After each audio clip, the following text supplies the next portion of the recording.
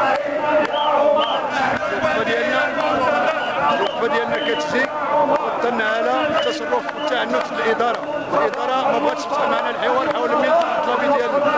الاداره كتعجبو انها جابت ملف المطلبي ديالها الحوار واتفقت معنا. كاين هناك اتفاق مبرم مع الاداره العامه ديال السكه الحديديه. نفذات واحد البند اللي هو خاص بالسياده الغلاف المالي ديال 2011 ما تبقى من البنود حتى واحد ما فعلتوش. هناك ما يخص البنود، هناك تفويت السكن الاجتماعي، هناك بناء السكن الاجتماعي، هناك واحد الغلاف مالي خاص ب 2011 مازال ما صرفتوش، هناك معالجه ديال الملف التقنيين الى حتى الساعه مازال ما جاش وحامله الشواهد. هذا ما يخص الاتفاق المبرم مع الاداره. المشكل الكبير هو ملف التقاعد.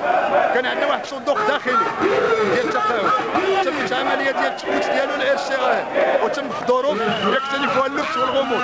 وحنا تنطلبوا الاداره العامه وكل من وضع يده في هذا انه يعطينا الملف نعرفه. الا حتى ما عارفينش حنا اللي عارفين حنا هو ان هناك اضرار ناجمه في معاش السككي. كاين شي حوار مع الحكومه؟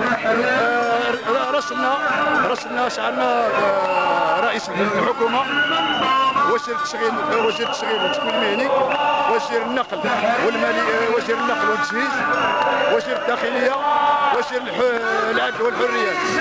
نتمنوا ان الاداره العامه تفتح معنا حوار مع هذه الوقفه.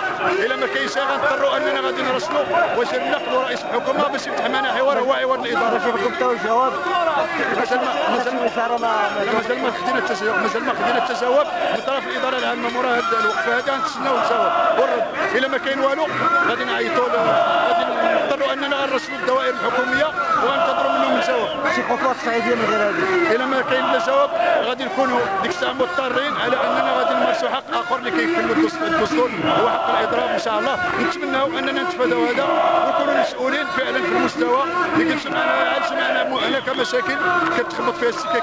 حنا كنعتبروا قطاع السكك الحديديه بانه قطاع حيوي ونتمناو انه ما يوقفش وما نوصلش لهذا. ونتمناو ان الدوائر المسؤوله تسمع الهضره